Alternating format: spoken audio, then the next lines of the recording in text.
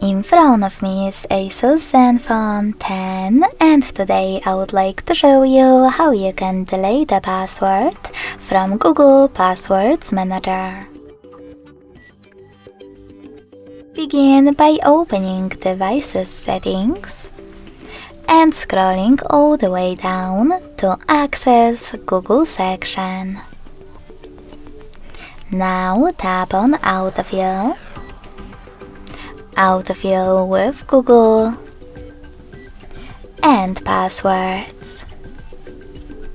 Now you can finally tap on one of your added passwords that you wish to get rid of. In my case, my Google Drive one. Enter your current screen lock. And after hitting the Delete button, confirm your choice in the pop-up. So when I do that, as you can see, my password was successfully deleted from Google Passwords Manager. Thanks so much for watching. If you enjoyed this video, don't forget to leave a like, comment and subscribe. Bye!